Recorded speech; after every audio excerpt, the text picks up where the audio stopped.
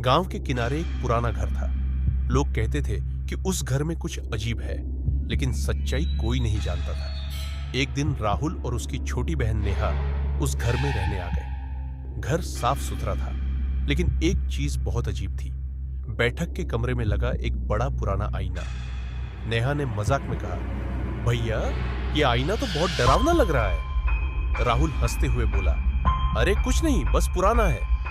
पहली रात सब ठीक था, लेकिन आधी रात को नेहा की नींद खुल गई। उसने देखा कि आईने में कुछ हलचल हो रही है। वह धीरे धीरे उठी और आईने के पास गई। आईने में उसे अपना ही चेहरा दिख रहा था, लेकिन कुछ अलग था। आईने में उसकी परछाई मुस्कुरा रही थी, जबकि नेहा बिल्कुल शांत खड़ी थी। नेहा घबरा गई और तुरंत राहुल को जगाने भागी। राहुल ने कहा, तुम सपना देख रही हो।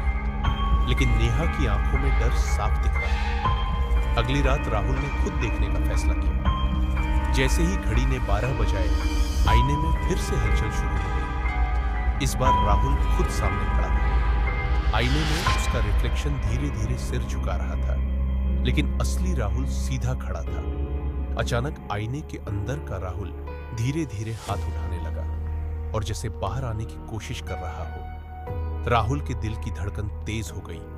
उसने पीछे हटना चाहा, लेकिन उसके पैर जैसे जमीन से चिपक गए।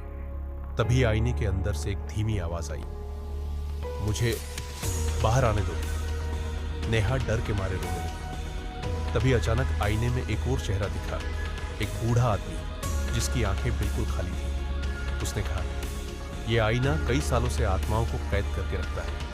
जो भी ज्यादा देर तक इसे देखता है, उसकी परछाई इसमें फंस जाती है। राहुल ने हिम्मत करके पास रखा कपड़ा उठाया और आईने को ढक दिया। जैसे ही आईना ढका, सारी आवाजें बंद हो गई। कमरा फिर से शांत हो गया। अगली सुबह दोनों ने बिना देर किए उस घर को छोड़ दिया। लेकिन जाते जाते नेहा ने एक आखिरी बार आईने की तरफ देखा। आईना ढका हुआ था, फिर भी उसे अंदर से कोई उसे घूरता हुआ महसूस हो रहा था।